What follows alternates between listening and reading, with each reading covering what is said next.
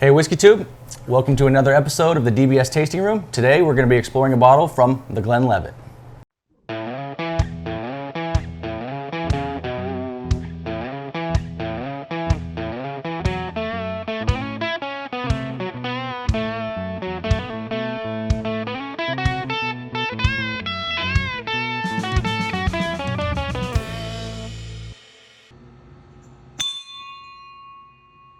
So we're going to talk about this expression here from Glenlivet, obviously. This is their Illicit Still. It came out this year, 2021, so it's brand new. In fact, we just opened this bottle not too long ago. Obviously to taste it a little bit, to see where we're at. Oh, I haven't even had it yet, so I know. Well, I'm looking forward to it. Yeah. But this is done at 48% ABV, and it is a special edition, they're calling it. So it's most likely not going to be available all the time. It's a limited run, so if you see it out there, you can get it for about $40 to $50. It's in that range at most local, liquor stores. So it's really reminiscent of the Double Oak, their 12 Double Oak, which is probably one of their most accessible whiskeys, and it is definitely their entry level from the Glenlivet. However, this one is picked up a little bit. There's some punch here. I think you're going to enjoy it. That's the one thing interesting to me, because I like Glenlivet already, right? Yeah. So Glenlivet 12, we've kind of discussed in past videos. Just one of those good entry levels for everybody, but you up the proof a little bit. Now we're talking. Yeah, I think it adds a little more character, and I don't know how common this is from the Glenlivet in general. That there are a few other bottles that we have that have a higher proof in their expression line, like the Nadura and their peated Nadura casks. But most of their stuff is pretty straightforward, 43%.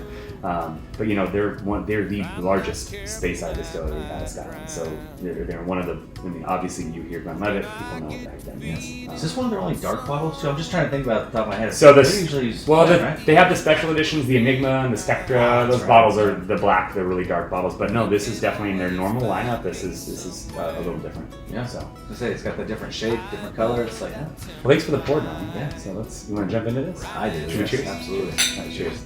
All right, everyone. We're gonna go. Yeah. I mean, it is kind of atypical. Yeah. The Glenlivet. It is the Glenlivet. I mean, and we won't say the Glenlivet the whole time. No, I just yeah, right. When we just say it, it's just because I think it's funny. I mean, they're very specific with the Glenlivet, but again, a lot of it has to do with the fact that the Glenlivet is a region. There's that region in Scotland. It's in the Speyside region. It's like a bunch of these distillers that are in that Glenlivet area. Yeah. They used to be putting Glenlivet on their bottles. You can still find some that do that now. However, when it's the Glenlivet, it's actually Glenlivet distillery. So it's that specific one. I didn't even know that. Yeah. Well, it's got an interesting nose. It's very reminiscent of Glenlivet's standard flavor profile, meaning you're going to get banana, tropical fruits kind of up front. And I get it up front. It's more pronounced. I'm actually getting green apple, even a little pear. Yeah, it is fruity.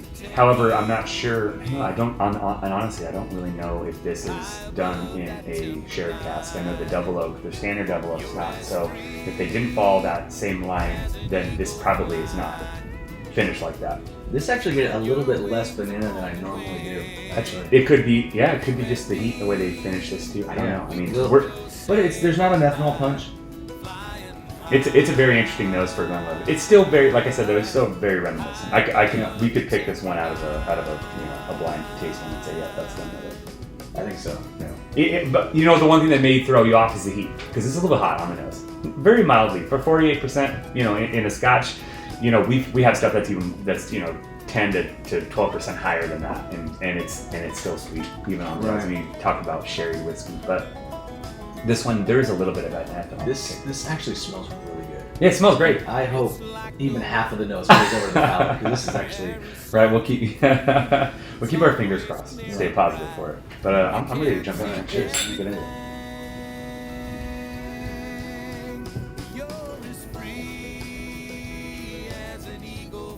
Okay. So I get heat for sure. Again. I don't get as much of the tropical on the taste though here. I get some fruits, but I don't really get the banana that I was smelling on the nose here. What are you getting? What's your first initial reaction on this one? Like pastry-like, like the crumbly pastry. like a buttered pastry. Buttered pastry. Yeah, it is very buttery. And the finish is not extremely long. We'll jump back to the finish here, but the pear that comes across to me, it's not. The pears to me don't have a strong no, they're kind of mild. flavor. They're mild, but it's just those light fruits, the white fruit, the white fleshy fruits. Yeah. They are kind of there. But you know what? Pears got this crispness to it that I'm getting out of this. And I'm still getting apple. Yeah, and apple. So I was gonna say it's almost like a one of those little home run pies, but an unfrosted version of a home run pie, like an apple home run pie with not the because you know how they have that coating on the outside, it's like a frosted coating. It's not sweet enough for that. Yeah. It's just got the flaky pastry with an apple pie filling. That's interesting. It's kind of what it reminds me of. It's pretty good actually. I'm very, very impressed with this. It's just funny to me you use the home run pie. I was just doing a review on my notebook, and I was using the cherry pie to compare to another whiskey I just have. The home run cherry pie? The cherry pie, the home run pie. Oh yeah, those ones. I was like, holy. And it's I just bought them on Amazon too, so they're gonna arrive because I'm gonna use that as part of my review. It's like cut into it and be like, let's try it. What is It's it? just funny you mentioned that. We didn't even talk about that. It's interesting. No. This is good. This you know what's funny is. And we said it in the beginning before we jumped into the flavor profile, and I didn't want to allude to anything, but it really isn't as reminiscent to the 12-year double oak, their standard line, than you may think. Considering the package is almost identical. Like if I brought up a 12, it's just the bottles of the stubby bottle here. Yeah. But the coloring is exactly the same. The label looks identical. The box was box. Well, this one didn't come in a box. Okay. It's probably because the packaging for the box is too wide.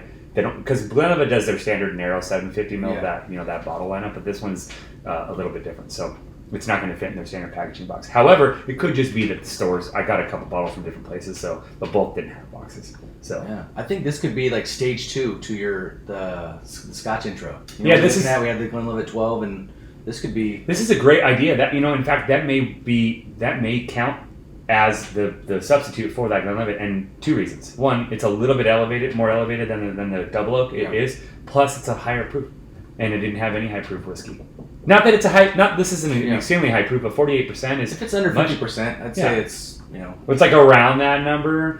It's not bad because I wouldn't call this cask strength, but it's not quite there. However, I don't really know what the ruling on calling it that is. There's no rule. Barrel proof cask strength. It's like it just means that it got barreled right out of they didn't dilute it with water. So it's not some true, really. Oh, they could do some. That's what I mean. It's like I think that they need to come with some terminology to say what means it's just straight from the barrel.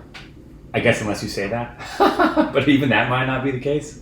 Because I'm sure you could. Bland's got it straight from the barrel. I know they have it straight from the barrel, right? So now I got to look to see if that's. So go look. It could be. Yeah, that's interesting. But yeah, cask strength, barrel proof, they're all the same. We assume it just typically means it's a higher proof. Usually uncut, unfiltered. Usually, but there's no hard and fast rule on it. No, and I completely agree. And I don't know if this one is non-chill. I'm sure it is. Yes, non-chill filtered, so 48% is pretty straightforward. However, I will say one thing that the Illicit Still they talked about, or Glenlivet talked about when they did some marketing with this, was trying to say that this is how we used to make whiskey. So, 1824 I think is when Glenlivet was established or officially established. Became an actual distillery. So I don't know if that's completely true because it's like, what does that mean? Used to make whiskey. They also at that time didn't age it in barrels the same way because they didn't have time to do that. Like we have to use our product because our barley's going to go bad and we're going to freeze and die in the winter. So let's just make it and use it. Yeah. So it was a totally different concept back then. However, when they were doing it at that point, sure, they were being matured in, they were putting them in barrels, but not the same as we do it now. In fact, the whiskey was most likely clearer. I'm sure this is way better than the stuff they were doing in 1824. Right, like some swill, this is great. And there was, it's fantastic back then. It probably was still very interesting anyways. Yeah. I'm not to say you didn't dislike it. It was just a different world back then. Now they've refined it. And I like this bottle too. I know I just like things that are a little bit different compared to their regular lineup. Mm-hmm. So this is a interesting color on the cap, though. Well, it's kind of like the other one too. I think it's identical to the Glenlivet 12. I should have brought it out just to take a look at it so you can compare the two. But you really can't because the flavor profile is totally different on this one. So I think we hit the nose. We hit some of the palate. Anything else out of the palate that you're getting that's unique enough to where it's something that you could pull out and really talk about? Because I think you hit buttered pastry, you hit the fruit. There's not that much. I get, how the banana we always talk about with the Glenlivet, I mostly get it on the finish. Yeah. Like more of a fried banana. Sure. Like not a creme brulee per se, but more like a flambéed Yeah, butter. you know, like when you go to those nice restaurants and they deep fry a banana and give Yeah. you some, you know, You're right. green tea ice cream or something. Like that. I Yeah, don't so know. that's like bananas foster, right? Yeah. But I don't think it's quite there.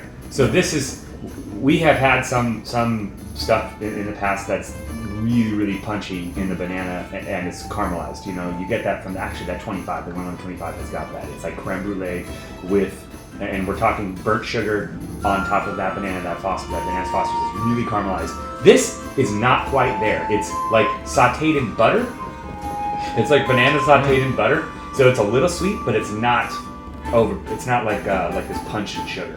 So it's almost like they didn't finish it. I'm gonna admit it, and I didn't go as far. Yeah, no, I didn't caramelize it, or maybe like we'll throw this out there and be silly about it. It's like a plantain. It's like the step cousin of the banana. It is. Not as sweet, but still still does and works the same way because the starch. Plantain.